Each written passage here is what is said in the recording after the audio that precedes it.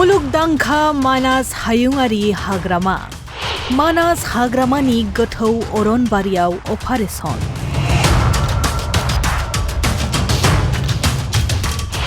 आसाम पुलिसनि कमान्डो गोहो आरो हाग्रा रैखाथि मावथिनि अपारेशन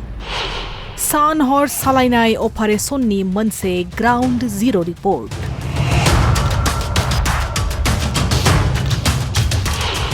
हाग्रानि मि-जुनारफोरखौ माबोरै रैखाथि होयो हाग्रा मावथिफोरा बेनिनो ग्राउन्ड जिर' रिपर्ट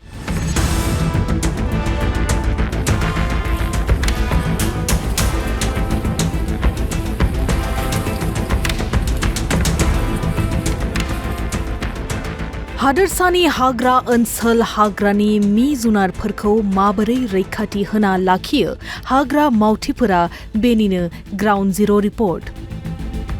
माबोरै रैखाथिनि थाखाय हादोरसायाव आथिखालाव गैया जालांनो हमदों सिखाव फलाननि दुथां खामानि मोनसे ग्राउन्ड जिर' रिपर्ट मानास हायुङारि हाग्रामानि हाग्रा गुदुनिफ्राय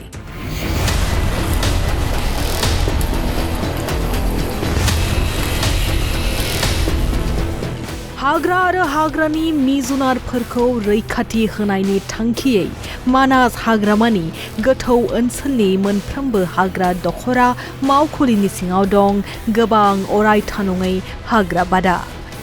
जायनिफ्राय सानफ्रोमबो हादोरारि हाग्रामानि गोथौ ओनसोलाव पेट्रलिं खालामो हाग्रा रैखाथि मावथिफोरा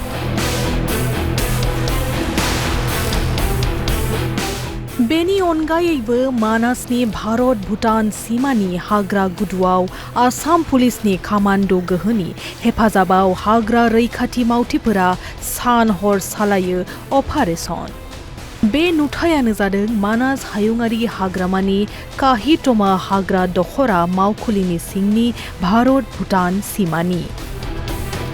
हाग्रा गेजेराव केम्प लुनानै हरनि 3 रिंगासिमहालागै अपारेशन सालायो हाग्रामायाव रैखाथिनि बिबान फालिदों बिसोर हाग्रा रैखाथि मावथिफोरा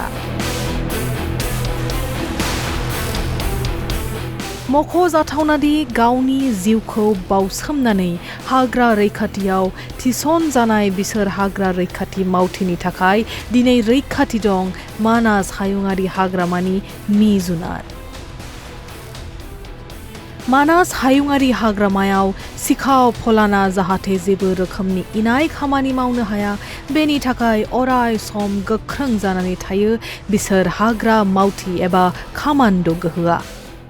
যিখিনি ভিতৰৰ কেম্প আছে আমাৰ কাহিটামা অঞ্চলৰ দিনৰ ভাগত কেম্পৰ ষ্টাফে নিজৰ এৰিয়াটো নিজে চাই আছে কিন্তু ৰাতি সিহঁতে কেম্প এৰি আহাটো দিগদাৰী হয় আমাৰ কমান্ডো ষ্টাফ আছে আমাৰ ফৰেষ্ট বেটেলিয়ন আছে আৰু আমাৰ ফৰেষ্ট যিখিনি ষ্টাফ আছে ভিতৰ যিখিনি আমি মিলি কেনে 10-15 জনৰ গ্ৰুপ এটা আমি সপ্তাহত 3 দিন ৰাতি থাকাকে ইয়াতে আমি এটা জাগা লৈ কেনে ৰাতি থাকো আমি ৰাতিখিনি এৰিয়াটো চাও